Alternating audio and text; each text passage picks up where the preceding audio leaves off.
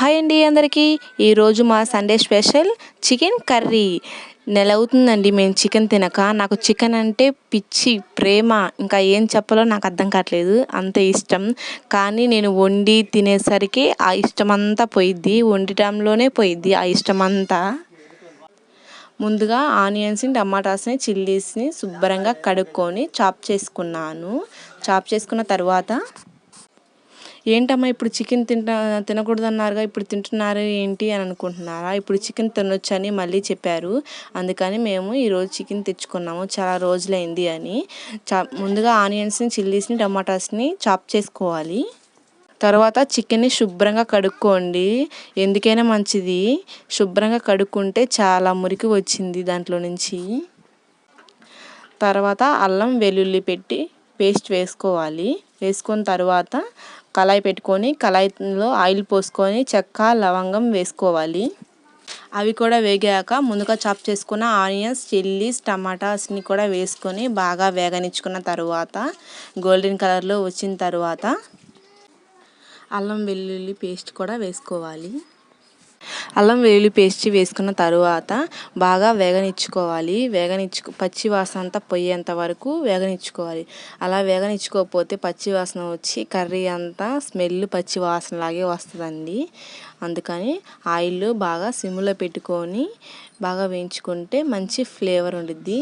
Chicken curry అంతా లో ఫ్లేమ్లోనే పెట్టుకొని కర్రీ వండుకుంటే చాలా అంటే చాలా మంచి వాసన వచ్చిద్ది, ప్లస్ కర్రీ కూడా బాగుంటుంది. ఇలా అంతా గోల్డెన్ కలర్లో అయ్యేంత వరకు వేయించుకుంటూ మూత తీసుకుంటూ అలా వేయించుకోవాలండి. అల్లం వెల్లుల్లి పేస్ట్లో కొంచెం కొబ్బరి కూడా వేసాను, ఎందుకంటే గ్రేవీ అనేది కొంచెం థిక్గా ఉంటుందని కొంచెం కొబ్బరి కూడా వేసాను. ఆయిల్ అంతా పైకి వచ్చేంత వరకు బాగా వేగనిచ్చుకోవాలి. ఆయిల్ పైకి వచ్చినట్లయితే అల్లం వెల్లుల్లి పేస్ట్ వేగినట్లే అండి, అదే మనకి గుర్తు.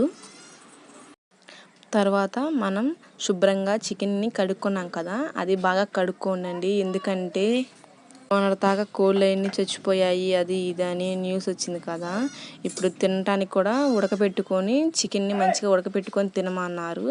కానీ ఎక్కడో కొంచెం మనకి భయం అనేది ఉంటుంది కదా, అది బాగా ఉడకబెట్టుకొని తినండి. చికెన్ అంతా వేసుకొని ఇలాగా చిన్నగా వేసుకోండి. వేసుకున్న తర్వాత ఉప్పు, కారం, పసుపు వేసుకోండి. వేసుకొని గిన్నె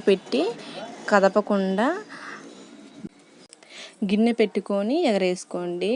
అదంతా చికెన్ అంతా ఆయిల్ అంతా కలిసేలా గిన్నె పెట్టుకొని బాగా చక్కగా ఎగరేసుకోండి. చిన్నగా ఎగరేసుకోండి, ఆయిల్ అనేది వచ్చి కొంచెం చిటికులు పైన పడతాయి. అందుకని కలిపిన తర్వాత మళ్ళీ కొంచెం మనం గెంటి తీసుకొని కలుపుకొని మూత పెట్టేసుకున్న తర్వాత 10 minutes అలానే ఉంచితే నీళ్ళన్నీ బాగా ఊరిపోతాయి. మళ్ళీ తిరగేసుకొని మళ్ళీ మూత పెట్టేసుకోండి. 2 minutes ఆగి మళ్ళీ చూసుకుంటే వాటర్ అన్నీ ఊరిపోతాయి. ఊరిన తర్వాత కాసేపు అలానే కలపెట్టుకుంటూ కొంచెం సేపు ఉడికించుకోవాలి. ఉడికించుకున్న తర్వాత ఒక గ్లాస్ వాటర్ పోసుకోండి.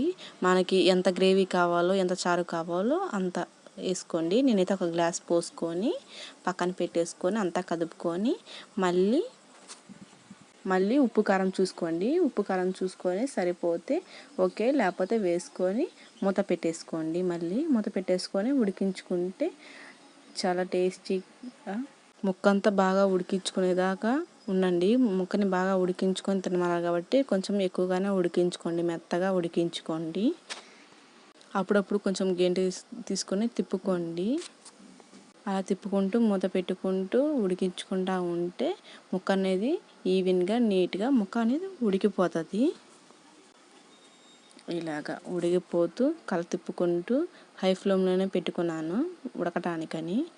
బాగా ముక్క కొంచెం ఉడుకుపడిద్ది కదా, ఉడికేటప్పుడు కొంచెం అల్లం వెల్లుల్లి పేస్ట్ కూడా ఒక గంట వేసుకుంటే హాఫ్ గంట వేసుకోండి. అల్లం వెల్లుల్లి పేస్ట్ కూడా వేసుకుంటే కొంచెం బాగుంటుంది.